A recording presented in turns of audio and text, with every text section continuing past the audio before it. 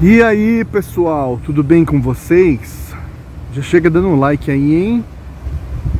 Então, pessoal, eu quero falar sobre dois caras bem interessantes. O primeiro é Manassés e o outro é Jabes.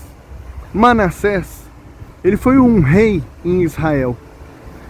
Foi o pior rei que Israel já teve. E ele tinha tudo para ser um rei bom. Ele era inteligente, ele tinha muitos projetos, muitos planos, porém, ele conseguiu ser o pior rei. Israel já não estava bem. Ele conseguiu fazer com que o povo de Israel, os hebreus, fossem a nação mais perversa do que as nações mais perversas da época. Ele se desviou de tal maneira dos caminhos de Deus e fez tudo que era abominável a Deus, que ele foi considerado o pior rei de Israel. Por quê? Porque o coração dele estava escurecido. O coração dele não estava em Deus. Ele não se importava com Deus. Ele não se importava com aquilo que agradava ou não ao Senhor.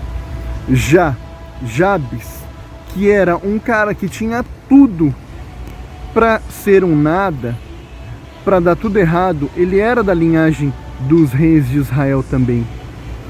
E ele foi o mais ilustre entre os irmãos dele. Está em 1 Crônicas 29, se não me engano. E ele simplesmente fez uma oração, um versículo, aparece ele entre dois versículos na Bíblia. E ele simplesmente vai lá e ora, pede: ó Senhor, me abençoe em tudo que eu fizer, que eu prospere e que o mal não me alcance. Ele só fez isso. Mas o coração dele estava em Deus. Ele, entre os irmãos dele, foi considerado e chamado o mais ilustre, porque inicialmente, quando ele nasceu, ele já nasceu num parto difícil, e a mãe dele chamou ele de Jabes, que significa triste ou com dores. E é o seguinte, ele tinha no coração dele agradar a Deus, e ele conseguia se ver como Deus o via, como a imagem e semelhança do Senhor, como aquele que nasceu para servir ao Senhor.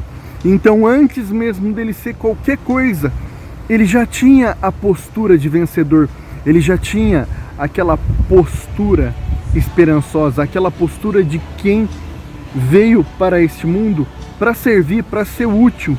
E ele conseguiu, ele foi próspero e ele foi abençoado, simplesmente pela postura que ele tomou diante da vida, diante de Deus. Ele aceitou aquilo que lhe era oferecido, mas não como alguém reativo, ou seja, como alguém passivo, não, mas como alguém que acredita naquilo que faz.